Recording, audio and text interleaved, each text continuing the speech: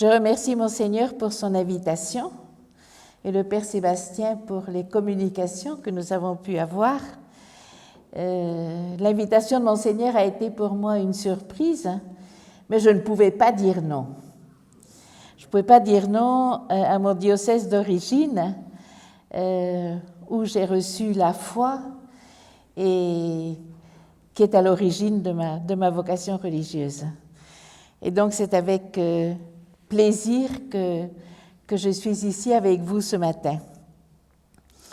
On se rencontre dans cette semaine sainte en plus, qui nous permet de vivre cette communion dans ce moment, ce temps liturgique particulièrement fort.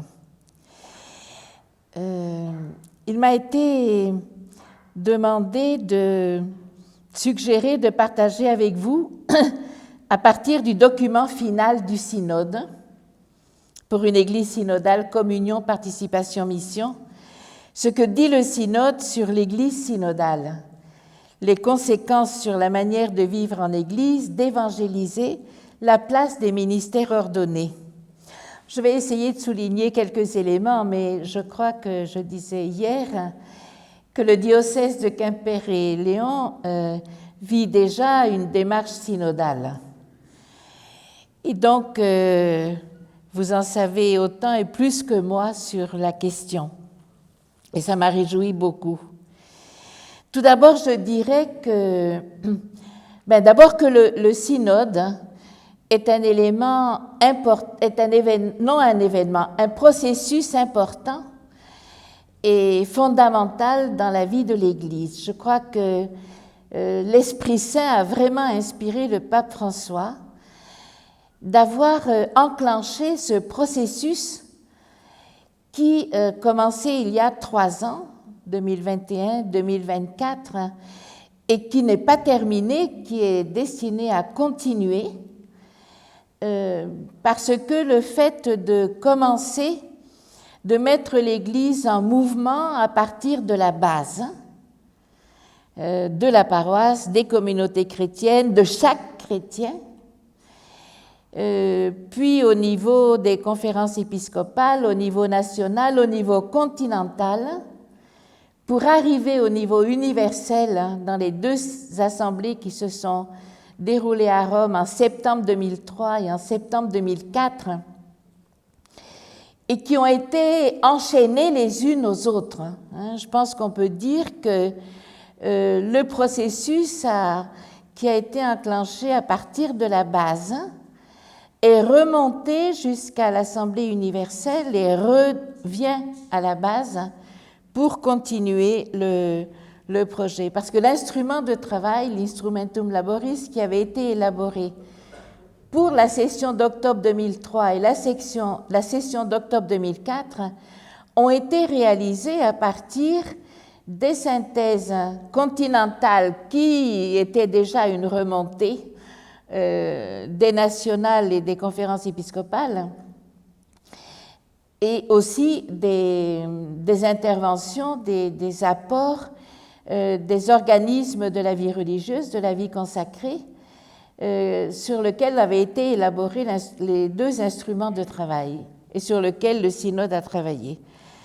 Comme il a été dit, j'ai eu la grâce de participer comme facilitatrice, je dirais avec un peu de tremblement au début, parce que le fait d'accompagner la conversation dans l'esprit, dans les groupes, était une aventure qui a été une très belle aventure, et je dois dire que ça a été une grande grâce de participer.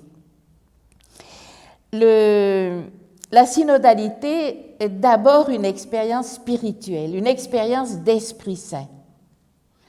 Le pape François a eu l'occasion plusieurs fois de rappeler que le synode n'était pas un parlement, n'était pas une assemblée politique, mais qu'il était surtout une expérience d'Esprit Saint, de se mettre à l'écoute de ce que l'Esprit dit à son Église aujourd'hui. Et je pense que c'est l'élément le plus important à tenir présent. Durant le synode, nous avons fait vraiment une expérience de rencontre avec le Christ ressuscité, mais dont les plaies ne se sont pas effacées. Au contraire, elles sont restées visibles. Et elles continuent à rester ouvertes pour accueillir les grandes souffrances du monde d'aujourd'hui. Ces souffrances ont été très présentes au cœur du synode, parce que pendant la session d'octobre 2024, il y a eu les événements de Gaza, entre Israël et Gaza, le Liban, l'Afrique, la RDC, et étaient présents au synode des participants de ces pays qui, justement, étaient en guerre. Et donc, on a vécu au quotidien avec eux cette solidarité dans ce qui se vivait. Donc, le synode ne s'est pas déroulé sous un globe de verre, si on était tous dans la salle Paul VI au Vatican. On était en même temps les cœurs, tout était présent, accompagnant les réalités du monde. Et je pense que c'était un signe important, parce que l'Église synodale n'est pas séparée du monde, mais au contraire, elle est présente en son sein et existe pour et avec le peuple de Dieu. Comme vous le savez, le document final est introduit par la parole de Saint Jean au chapitre 20. Jésus vint, il était au milieu d'eux, il leur dit « La paix soit avec vous ». Après cette parole, il leur montra ses mains et son côté. Les disciples furent remplis de joie en voyant le Seigneur.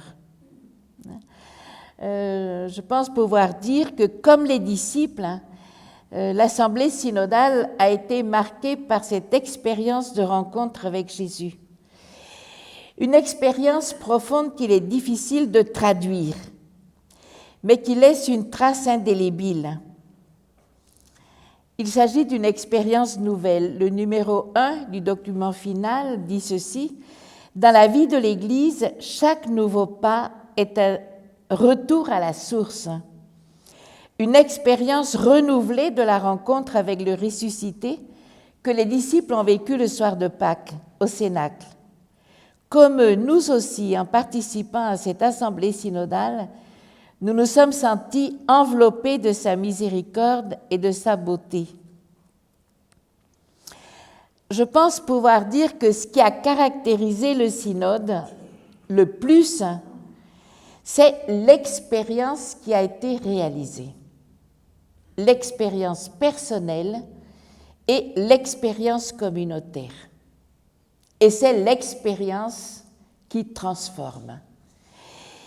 Au-delà de ce qui a été dit, de ce qui reste écrit et qui nous est maintenant confié pour le mettre en pratique, le synode s'est joué surtout dans l'expérience. Tous les participants l'ont souligné et une de leurs préoccupations était « mais comment nous allons pouvoir transmettre cette expérience au retour dans nos diocèses, au retour dans nos contextes? Comment nous allons pouvoir communiquer ce que nous avons vu, ce que nous avons expérimenté? Comment nous allons pouvoir donner envie à ceux qui n'étaient pas là, les autres évêques, les prêtres, les diacres, les laïcs, d'expérimenter cette même démarche synodale.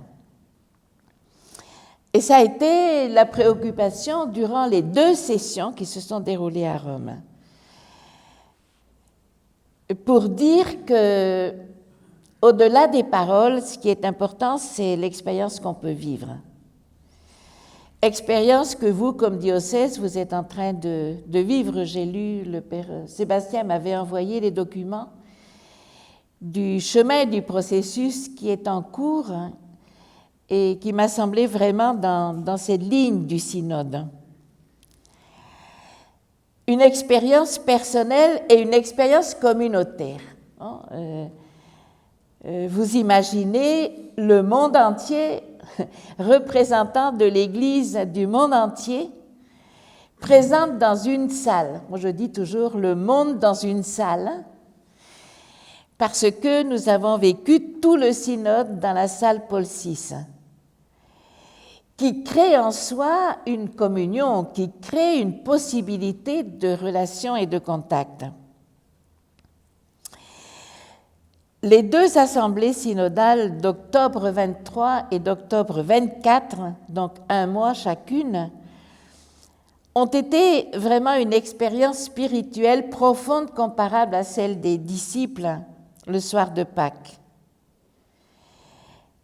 Tous les moments du synode ont été vécus en présence de l'Esprit Saint. En présence de l'Esprit Saint dans une profonde attitude d'écoute. L'écoute a toujours été soulignée comme étant fondamentale.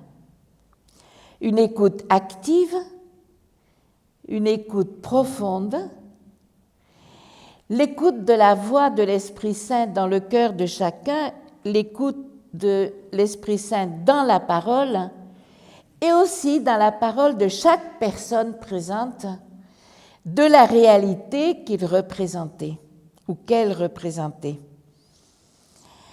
Cela était favorisé par le climat dans lequel s'est déroulée l'Assemblée, mais le climat a été créé par la contribution de chacun des membres, chacun et chacune. Pas à pas, nous avons compris qu'au cœur du synode, il y avait un appel à la joie et au renouveau de l'Église à la suite du Seigneur, dans l'engagement au service de sa mission et dans sa recherche des moyens pour lui être fidèle. L'Esprit Saint, continuellement créatif, agit dans les cœurs et rend toutes choses nouvelles. La synodalité est un chemin de transformation parce qu'elle est essentiellement relation. La relation qui est ce lien théologique de rencontre entre Dieu et l'humanité, entre Dieu et chaque personne, entre Dieu et la communauté, entre Dieu et l'humanité. Et je peux dire que le synode, dans ce sens, a été une grande et profonde expérience de fraternité. C'est une dimension qui a été soulignée par tous les participants. La fraternité qui s'est créée progressivement, qui s'est renforcée, et certainement que la conversation dans l'esprit, que vous connaissez bien parce que vous l'avez pratiquée, a été une clé pour créer le climat du synode. J'avais lu à un moment dans les médias qu'au synode, il y avait eu, surtout dans la session d'octobre 2023, qu'il y avait eu des affrontements, qu'il y avait eu des tensions, qu'il y avait eu des moments difficiles. Bon, c'est pas que tout le monde était toujours d'accord, surtout heureusement. Mais de tensions fortes, d'affrontements, il n'y en a pas eu. Parce que la conversation dans l'esprit a effectivement permis à chacun et chacune de s'exprimer dans un profond respect réciproque, dans l'écoute, dans le dialogue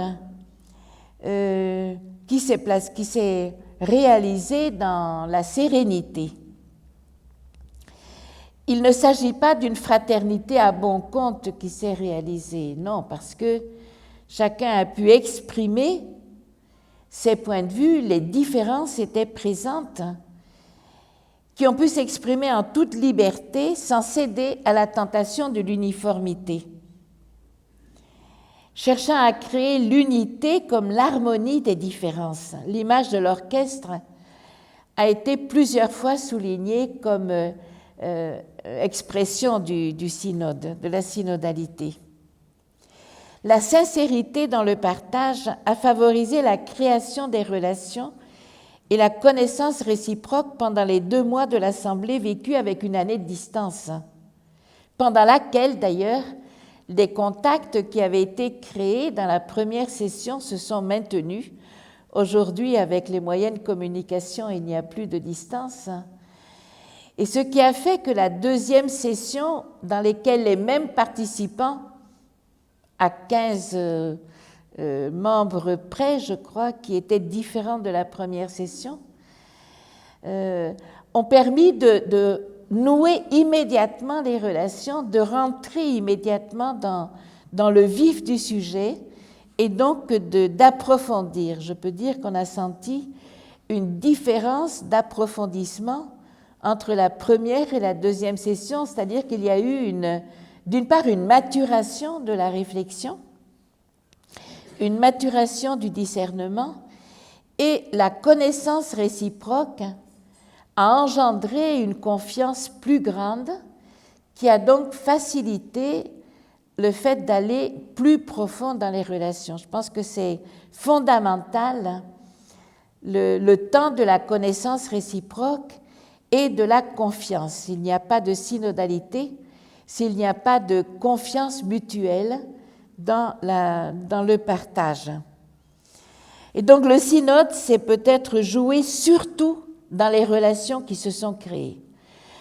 Relations qui ne s'effacent pas facilement, mais au contraire qui se maintiennent et qui peuvent même devenir plus profonds. Et quelque chose change dans l'Église à partir des relations qui se construisent. Parce qu'à partir des relations, elle peut vraiment vivre sa mission de témoigner d'une façon visible et crédible l'amour de Dieu au cœur du monde. Ce sont les relations qui permettent à l'Église de vivre sa mission. J'avais lu aussi que le synode sur la synodalité était un exercice d'autoréférentialité, je ne sais pas si on le dit en français, que l'Église pensait à elle-même, était un peu retournée sur elle-même en parlant de la synodalité. Je peux vous affirmer que cela n'est pas vrai, parce que la synodalité a toujours été vue en fonction de la mission. D'abord, l'Église est synodale par nature, et elle est synodale parce qu'elle est missionnaire, et que c'est comme communauté qu'elle peut transmettre et qu'elle transmet le message de l'Évangile dans le monde. Et la dimension missionnaire a toujours été inséparable, indissociablement de la synodalité. Certainement que le chemin du discernement, parce que le synode a été un long chemin de discernement, pas toujours facile, parce qu'il implique d'abord la responsabilité de chaque membre, la responsabilité dans ce qu'il apporte, dans ce qu'il remporte aussi après, dans la participation dans les groupes et les assemblées, qui requièrent patience, ascèse de l'écoute et engagement personnel important. Je dirais que l'expérience synodale est d'abord une grande expérience humaine, marquée par la richesse des rencontres, les rencontres entre tous les membres, les délégués fraternels des autres églises chrétiennes, les évêques, les participants non évêques, les prêtres, les laïcs, les consacrés, qui représentaient les instances continentales de tous les pays, langues et cultures, et qui ont fait toucher du doigt l'universalité de l'Église et la diversité des perspectives possibles. Beaucoup ont découvert dans la rencontre directe la possibilité de mieux connaître des réalités totalement différentes, réalités culturelles, mais aussi réalités ecclésiales, dans la mesure où l'ouverture a été possible. Et donc, le vivant comme une expérience spirituelle qui n'est pas accessoire, non, et qui constitue le fond de la démarche synodale. dans le document final qui reprend non seulement le discernement des deux assemblées au niveau qui se sont vécues à Rome, mais qui au fond reprennent le discernement qui s'est réalisé à toutes les étapes du déroulement synodal, a un fil conducteur qui est la conversion. Le fil conducteur de tout le document final, donc du message du synode, est la conversion. D'abord, l'Église synodale est appelée à la conversion. Une conversion qui n'est pas seulement extérieure, qui n'est pas seulement dans les structures, même s'il y a une conversion des structures, mais qui est d'abord une conversion qui part des cœurs, de l'esprit, je dirais de la mentalité. Et non pas parce qu'elle veut vivre, parce qu'elle décide de vivre cette conversion, mais parce qu'elle ressent un appel de l'Esprit Saint à vivre cette conversion. Je crois que c'est un élément important d'accueillir comme un appel de l'Esprit Saint cet appel à la conversion.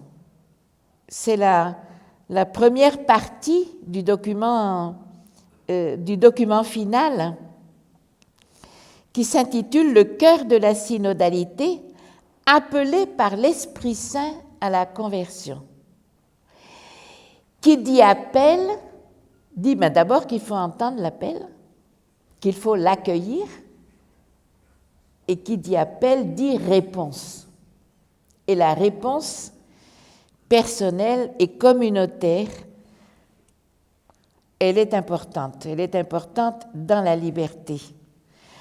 Le document introduit dans la notion clé de la conversion qui structure l'ensemble du texte et propose une définition éprouvée et complète de la synodalité. Celle-ci est présentée comme la marche commune des chrétiens avec le Christ et vers le royaume de Dieu. Ce qui est important, c'est la construction du royaume de Dieu en union avec toute l'humanité. Orientée vers la mission, elle implique la rencontre en assemblée aux différents niveaux de la vie ecclésiale, l'écoute réciproque, le dialogue, le discernement communautaire, la formation d'un consensus comme expression de la présence dans l'esprit du Christ vivant et la prise de décision dans une co-responsabilité différenciée.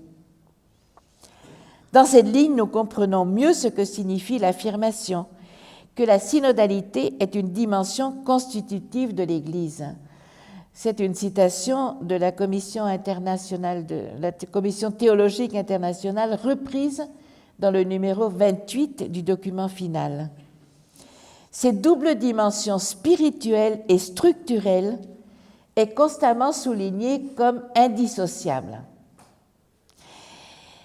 Faire une conversion structurelle des structures de participation, s'il n'y a pas une conversion spirituelle, ça ne sert à rien, disons. Ça sert apparemment à quelque chose, mais elle ne devient pas synodale. L'Église est synodale parce que les personnes sont et deviennent synodales. Je ne sais pas si on peut dire que les personnes sont synodales, mais disons qu'elles développent cet esprit, cette mentalité, ce cœur aussi, synodal, avec lequel on va vivre les structures, avec lequel on va vivre les relations, avec lesquelles on va animer l'Église et vivre notre mission. Et donc, il faut à la fois opérer une conversion personnelle et communautaire et travailler à la réforme des structures en commençant par revitaliser et dynamiser les instances synodales qui déjà existent, comme les conseils, les assemblées, etc. Le diocèse est en démarche synodale. La première conversion qui est envisagée dans le document final est la conversion des relations. C'est le chapitre 2 du document final et qui est un peu le cœur, je pense, du document final. La conversion des relations. Ensemble dans la barque, c'est le titre de cette partie, la conversion des relations sous-titre. Une petite précision sur le titre Ensemble dans la barque. La première proposition du titre était Ensemble dans la barque de Pierre. Au synode, il y avait 16 délégués fraternels, représentant d'autres églises chrétiennes. Pour certains d'entre eux, la barque de l'Église est bien accueillie. La barque de Pierre faisait problème. Ils ont eu la simplicité, la liberté de l'exprimer par crainte que, à partir de ce titre, pouvait s'engendrer un refus de tout le texte dans la propre Église. Devant cette réalité, l'Assemblée synodale a repensé la question et a maintenu le titre « Ensemble dans la barque ». Rien n'a changé dans le contenu du texte, parce que le texte d'évangile qui accompagne, c'est quand Pierre décide je vais aller pêcher, et les autres disent « nous allons avec toi ». Donc le texte d'évangile est resté le même et tout le contenu est resté le même. Ceci pour vous dire, parce que ça vous ne le trouvez pas dans le document, la sensibilité écuménique qui a marqué l'Assemblée synodale. La conversion des relations, parce que l'Église synodale est fondamentalement une Église relationnelle. A été repris ce que les jeunes avaient exprimé lors du synode sur les jeunes en 2018, où les jeunes avaient exprimé que ce qu'ils désiraient, ce qu'ils recherchaient était plus qu'une Église institutionnelle, une Église relationnelle qui place les relations au centre et en prenne soin. Et tout commence par l'écoute et le dialogue. Il s'agit de créer des relations de confiance et de proximité.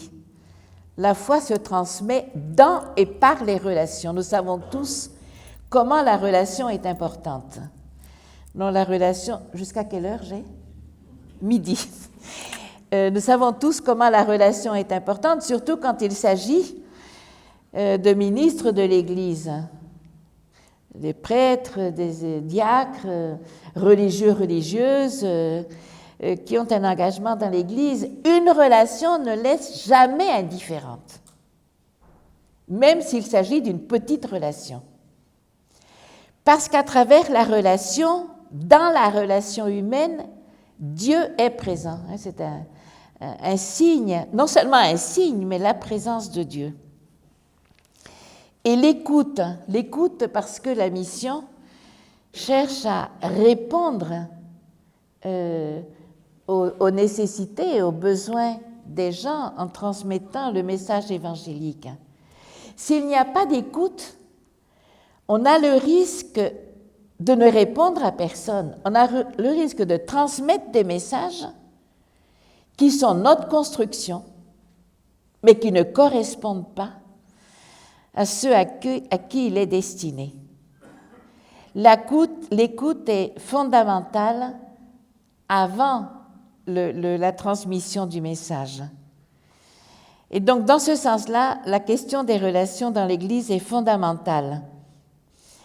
Il s'agit de convertir ou reconfigurer toutes nos relations en Église pour mettre réellement en œuvre cette vision du Concile Vatican II qui place le baptême au premier plan. Au cœur de la dynamique synodale se trouve la centralité du baptême qui nous lie tous ensemble en tant que corps du Christ. Le paragraphe 22, le numéro 22, dit « Il n'y a rien de plus élevé que cette dignité baptismale ». Nous sommes donc d'abord invités à vivre de nouvelles relations. Tout au long du parcours du synode et sous toutes les latitudes, je cite le numéro 50, une recherche s'est fait jour, celle d'une Église davantage capable de nourrir les relations avec le Seigneur entre hommes et femmes, dans les familles, dans les communautés, entre tous les chrétiens, entre tous les groupes sociaux et les religions, avec la création. Numéro 50. Cette dynamique relationnelle nous invite en premier lieu à prendre en compte la diversité des contextes où s'exprime l'Église en tenant compte des richesses particulières de chaque culture. Et dans cette perspective, tous les baptisés, quelle que soit leur culture et leur vocation, sont porteurs de dons à partager dans leur vocation propre. L'expression de l'unique appel baptismal à la sainteté et à la mission. Et un des grands défis qui a été beaucoup partagé est comment sensibiliser tous les baptisés, sans exception, à leur participation à la mission de l'Église. Comment ouvrir, éveiller ce sens de la responsabilité et favoriser aussi cette participation.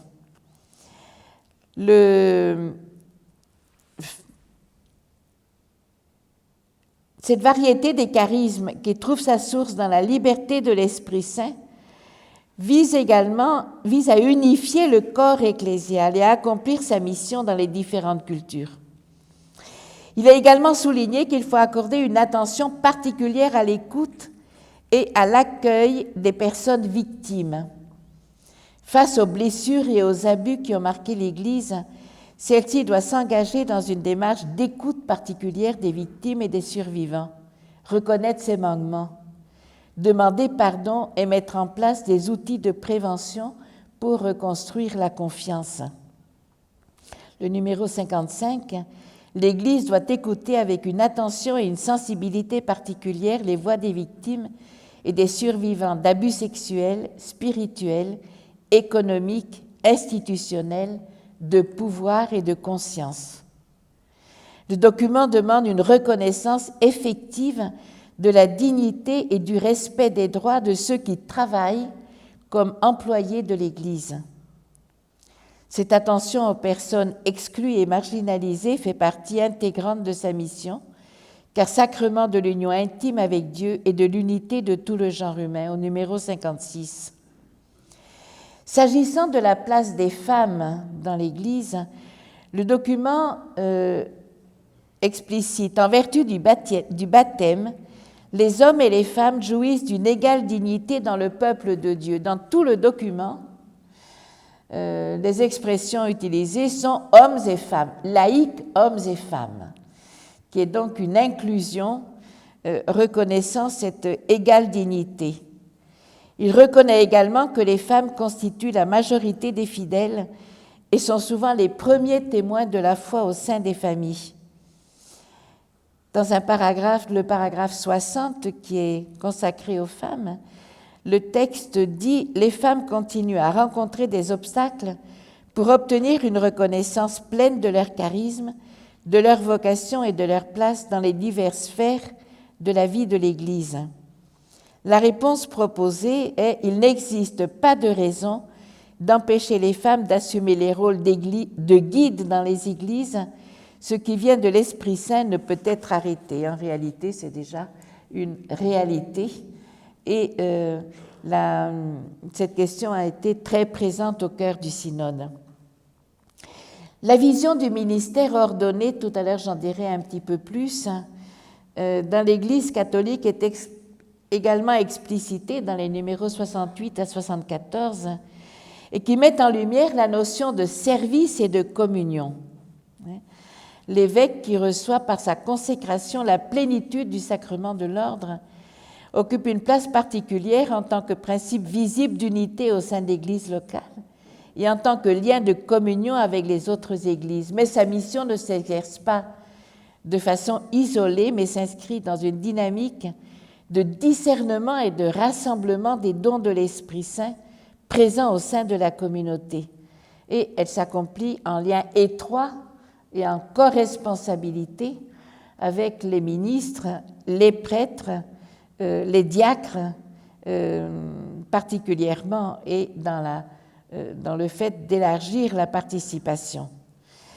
Le document met aussi en relief la place des charismes et donc de la vie consacrée qui est appelée à partager dans l'Église locale la richesse de ces charismes avec les autres vocations pour marcher ensemble dans la construction de l'Église et est appelée à continuer à être une voix prophétique dans l'Église. Une voix prophétique fidèle à sa vocation de chercher à reconnaître les signes des temps dans les changements de l'histoire qui sont en train de se vivre. Mais surtout, appelée à marcher ensemble avec toutes les autres vocations dans l'Église. La deuxième conversion, la deuxième partie du document final concerne la conversion des processus de décision dans l'Église. La conversion des processus de décision qui mettent en relief la participation la plus large possible, à partir de la consultation jusqu'au discernement, à la prise de décision, à l'évaluation, dans une corresponsabilité différenciée. Ça veut dire que les rôles ne sont pas uniformisés. Les rôles dans l'Église, les ministères dans l'Église, les vocations dans l'Église gardent leur spécificité. La démarche synodale est de favoriser la relation entre les différents ministères, entre les différentes vocations, entre les différents charismes, pour marcher ensemble, favorisant la participation la plus large possible. Dans le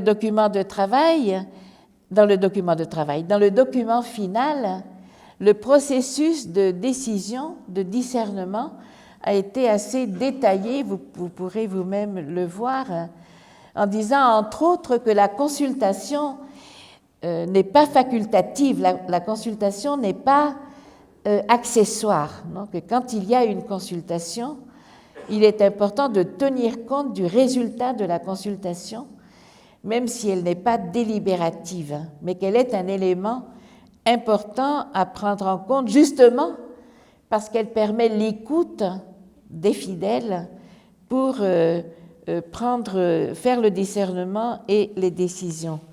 L'enjeu est donc d'introduire une nouvelle manière de prendre des décisions dans toutes les instances ecclésiales et de former tous les chrétiens, en particulier ceux qui sont en responsabilité pastorale, à l'écoute et au discernement.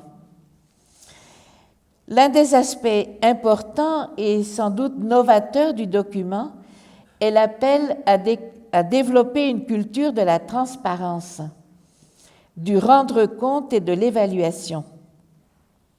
Comme l'explicite le numéro 80, les processus décisionnels nécessitent un discernement ecclésial qui requiert une écoute dans un climat de confiance, celle-ci étant soutenue par la transparence et le rendre compte. La confiance doit être mutuelle. Ceux qui prennent les décisions doivent pouvoir faire confiance au peuple de Dieu et l'écouter. Ceux qui doivent à leur tour pouvoir faire confiance, ceux-ci doivent à leur tour pouvoir faire confiance à ceux qui détiennent l'autorité. Cette vision intégrale souligne que chacune de ces pratiques dépend des autres et les soutient, ce qui permet à l'Église de remplir sa mission. S'engager dans des processus décisionnels fondés sur le discernement ecclésial et assumer une culture de la transparence, du rendre compte et de l'évaluation exige une formation adéquate qui explore les fondements théologiques, bibliques et spirituels de ces pratiques. Tous les baptisés ont besoin de cette formation au témoignage, à la mission, à la sainteté et au service qui mettent en relief la co-responsabilité. Celle-ci prend des formes particulières pour les personnes en situation de responsabilité ou qui ont des responsabilités au service du discernement ecclésial. En entendant parler de transparence, vous pouvez vous poser la question pourquoi la transparence? Effectivement, particulièrement, je pense, les évêques francophones ont soulevé l'ambiguïté qu'il pouvait y avoir derrière le terme transparence. C'est une question qui a été entendue et vous pourrez voir dans le document final dans quel sens il faut entendre la transparence qui est surtout dans le sens de la vérité, de la clarté et qui n'est pas d'un désir de transparence absolue qui n'existe pas et qui pourrait aussi être idéologique. Non, mais le sens dans lequel il faut l'entendre est précisé dans le document final. Cette nouvelle culture de la gouvernance s'engage donc d'exigences précises en matière de transparence et de responsabilité. Dans le rendre compte, par exemple, sur le fait que le rendre compte fait partie de la démarche de synodalité dans le sens de la corresponsabilité. La nouveauté, vous le savez mieux que moi, parce que la nouveauté qui a été soulignée est que jusqu'à présent, le rendre compte se faisait à qui est supérieur. Le curé à l'évêque, l'évêque à travers les visites ad limina au Saint-Père. Dans la démarche synodale, le rendre compte est aussi à la communauté au service de laquelle on se met et donc auquel il est important de rendre compte de sa mission, non pas dans un sens négatif, mais d'en rendre compte dans le sens de mettre en valeur les éléments positifs qui se vivent et s'il y a des éléments, des lacunes, s'il y a des éléments vulnérables qui se manifestent, la possibilité justement de pouvoir remédier et de pouvoir améliorer, donc dans un sens de construction positive. La troisième conversion est la conversion des liens, entre tous les liens qui se présentent dans l'Église, la conversion des liens entre les différentes vocations, ministres ordonnés et non ordonnés, les charismes, les relations entre les diocèses dans la conférence épiscopale, la relation entre les conférences épiscopales et les conférences continentales, nationales et continentales, et peut-être dans la multiplication ou le développement d'assemblées ecclésiales qui pourraient se développer avec la participation du plus grand nombre possible, y compris de laïcs. Et donc, cette partie est aussi importante. Et la relation avec l'évêque de Rome, qui est le Saint-Père. La dernière partie du document final est fondamentale parce qu'elle traite de la formation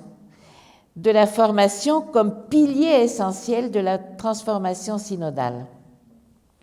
Comme je disais au début, il n'y aura pas d'église synodale s'il n'y a pas de personnes qui se forment dans la synodalité et donc la formation à la synodalité dans la synodalité, à partir de la formation initiale dans les séminaires, à partir de la formation permanente.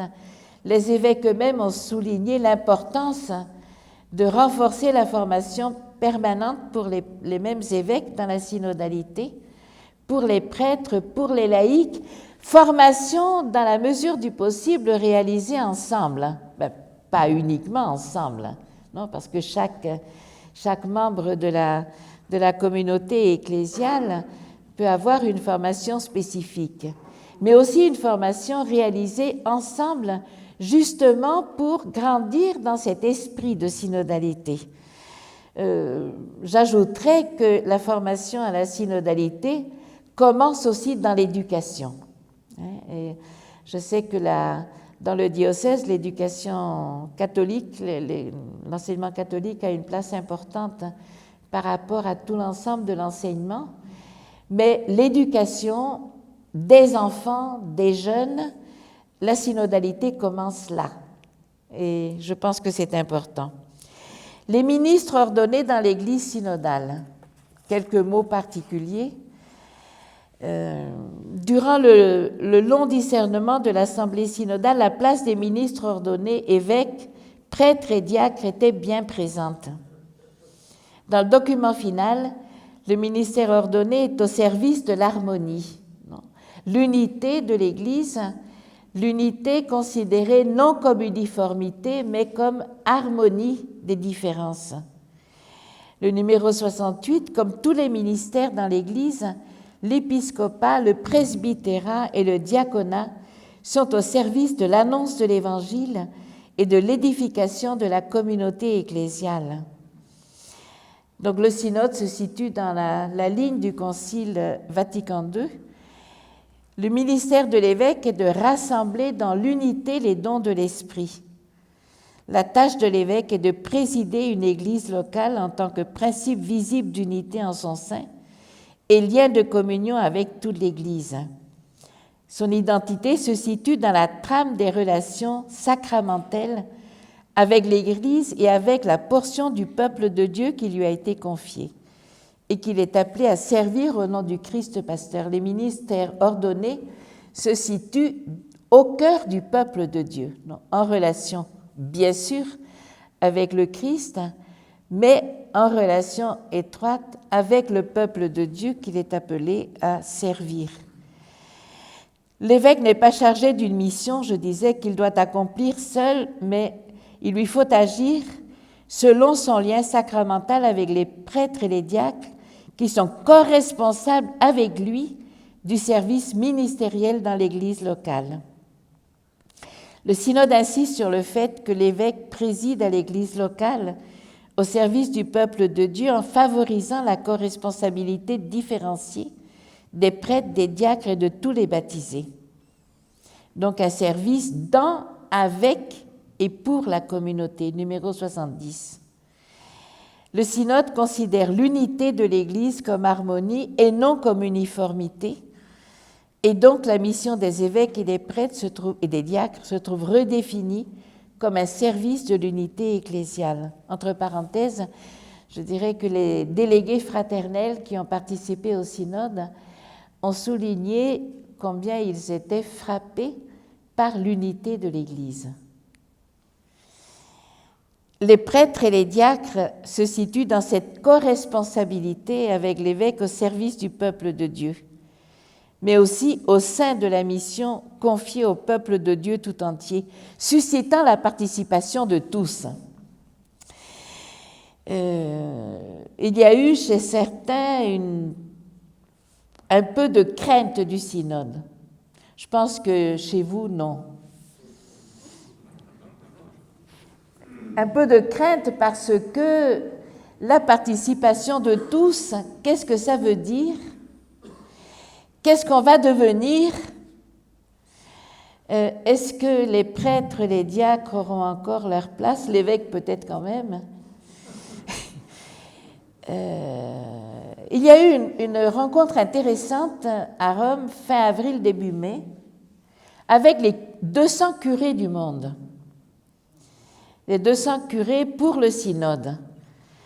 Et je vous assure que ça a été intéressant parce que même s'ils se sont retrouvés avec des curés de différents contextes culturels, parce que si les groupes étaient linguistiques, on a vécu la conversation dans l'esprit ensemble, le partage de ce que vivaient les curés ou de ce qu'ils n'arrivaient pas à vivre, de ce que se vivait de la démarche synodale, des résistances qui se retrouvaient aussi chez les laïcs, Et le fait de le partager a été une expérience qui a redonné courage.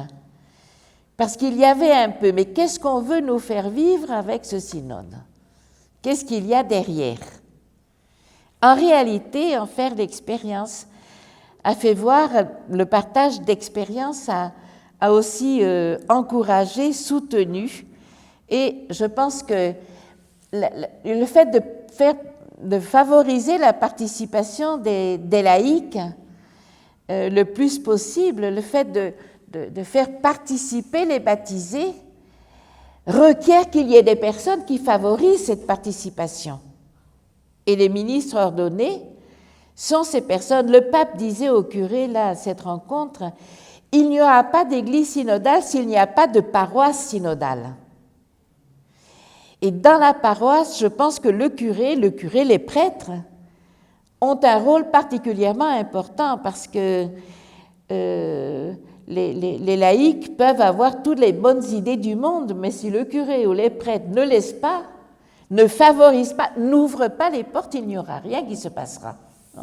Donc je pense que c'est fondamental, je pense qu'il n'y a pas de peur à avoir, au contraire, je pense que le fait de chercher à comment favoriser cette participation fait grandir chacun dans sa vocation et les partages enrichissent.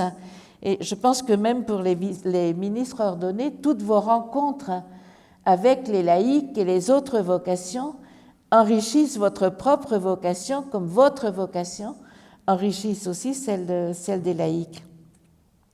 Dans une église synodale, les prêtres sont appelés à vivre leur service dans une attitude de proximité, d'accueil et d'écoute de tous. Le pape François dit toujours « tous, tous, tous », non ? En s'ouvrant à un style synodal.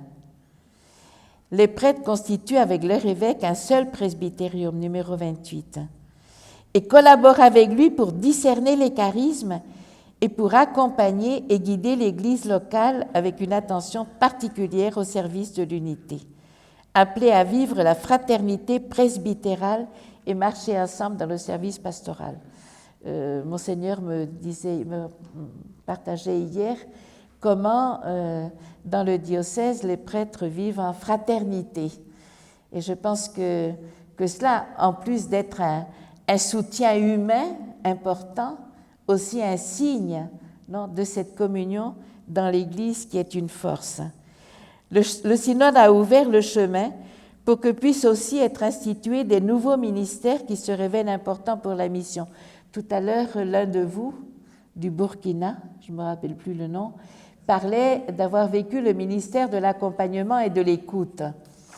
Au synode, s'était posé la question, c'était dans le document de travail, s'il fallait instituer un ministère de l'accompagnement et de l'écoute. Ça a été discuté. Certains étaient pour l'instituer parce que l'écoute et l'accompagnement sont fondamentales. Et d'autres disaient, mais est-ce que l'écoute et l'accompagnement, ça ne doit pas être de tous les chrétiens?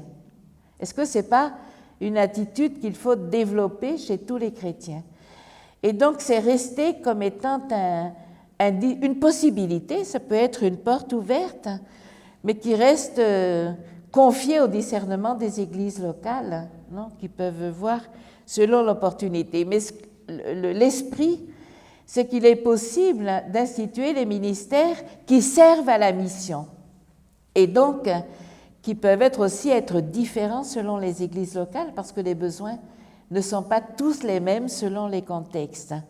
Et je pense que cette ouverture est intéressante. Bien sûr, elle nous demande de discerner, elle nous demande de partager, de réfléchir à ce qui peut être utile pour la mission dans chaque contexte. Mais c'est une ouverture qui était importante. Une préoccupation pour les prêtres a été soulignée, celle du soutien et de l'accompagnement nécessaire. Il a été parlé assez abondamment des difficultés que rencontrent les prêtres, peut-être qui se sont aussi augmentées dans certains contextes avec la question des abus, avec la question de toutes les réactions que nous connaissons, et qui, dans certains contextes, a créé des situations plus de stress, de situations de tension. aussi la diminution quelquefois, non, des prêtres ou des diacres qui a créé une surcharge, la même chose pour les évêques, et cette attention a été signalée, a été soulignée, parlée durant le synode. Et dans le document final, vous pourrez voir que la synodalité devrait, avec le partage des responsabilités, avec la possibilité de déléguer ce qui peut être délégué, parce que tout ne peut pas être délégué, mais certaines charges peuvent être déléguées, en formant des laïcs pour vivre dans cette corresponsabilité, pourrait peut-être aider à équilibrer davantage, non, la vie des prêtres, des diacres, des évêques aussi, pour pouvoir vivre avec plus de sérénité leur réalité. Et les diacres ordonnés, non pas en vue du sacerdoce, mais en vue du ministère, numéro 29, exercent ce ministère au service de la charité dans l'annonce et dans la liturgie, en montrant dans chaque contexte social et ecclésial où ils sont présents la relation entre l'évangile proclamé et la vie vécue concrètement dans l'amour, en promouvant dans l'Église cette conscience et un style de service à l'égard de tous, en particulier les plus pauvres. Les fonctions des diacres doivent être précisées en fonction des besoins de chaque Église locale, en particulier pour éveiller et soutenir l'attention de tous envers les plus pauvres. Non ? Il a été souligné qu'il serait peut-être important d'approfondir la question du diaconat, des diacres. Des diacres permanents, comme aussi peut-être des diacres en vue de l'ordination. C'est une question qui a été soulevée, peut-être d'approfondir du point de vue théologique, du point de vue aussi de la réalisation dans l'Église. Dans l'Église synodale, le développement de la corresponsabilité entre les évêques, les prêtres et les diacres et la participation des autres membres du peuple de Dieu peut favoriser, je disais, une répartition plus articulée, plus équilibrée des tâches et des responsabilités. Une difficulté qui a été soulevée pour les évêques est la difficulté de comment être à la fois père et juge dans certains cas, non ? Qui crée des situations de tension dans la même personne difficiles à vivre. Ceci requiert un discernement plus courageux de ce qui appartient en propre au ministère ordonné et de ce qui peut et doit être délégué à d'autres, favorisant son exercice d'une manière plus saine et pastoralement plus dynamique dans chacun de ses ordres. Numéro 74. Je disais donc qu'il a été souligné d'approfondir le ministère du diaconat. La dynamique synodale devrait favoriser la prise de conscience de la corresponsabilité de tous les baptisés et leur plus grande participation dans la mission de l'Église. De tous les baptisés, je pense il y a un nombre assez intéressant et croissant de catéchumènes qui seront baptisés dans le diocèse là maintenant à la veillée pascale et qui augmente tous les ans. Et je pense que là aussi, l'intégration des nouveaux baptisés dans la communauté chrétienne et aussi le fait de les engager, de les appeler à la responsabilité en ouvrant des portes, en créant des possibilités, est un chemin, je pense, important dans la vie de l'Église. L'élément important est la formation de disciples missionnaires. Et ça, je crois que ce qui est important, c'est de nous mettre dans cette dimension, dans cette dynamique d'une formation continue. Formation continue à l'intérieur de l'expérience vécue, du partage, de l'évaluation et en même temps de l'approfondissement entre toutes les vocations. Et donc, en conclusion, parce qu'il est 11 heures, je vous remercie pour votre écoute et vous encourage à être passionné pour développer l'esprit synodal. Ça veut dire, il ne se passe rien si on n'a pas un peu de passion dans le cœur, non ? La passion pour la mission, la passion pour la construction du royaume de Dieu, pour appeler aussi dans les différentes vocations, la passion est contagieuse. Et donc, je vous encourage à être un diocèse passionné pour le royaume de Dieu. Et il y a tellement de signes de l'Esprit Saint que je pense qu'il n'y a aucune difficulté à vous laisser prendre par ce feu missionnaire. Que l'esprit synodal dans l'Église diocésaine, dans les paroisses, qui favorisant une grande interrelation entre toutes les vocations, les charismes, et ouvrant toujours plus les relations entre les personnes qui se sont éloignées de l'Église. Cette dimension-là a été très présente au synode. Pas seulement la relation entre chrétiens, mais l'aller vers ceux qui sont plus éloignés, ceux qui étaient dans l'Église et qui se sont éloignés, ceux qui n'y ont jamais été, les autres religions, pour ensemble construire cette démarche synodale. Je vous invite à vous laisser guider par l'Esprit Saint et à avoir l'audace évangélique pour ouvrir des chemins nouveaux d'évangélisation, regardant déjà les signes qui sont présents et qui encouragent à aller toujours plus loin. Amen.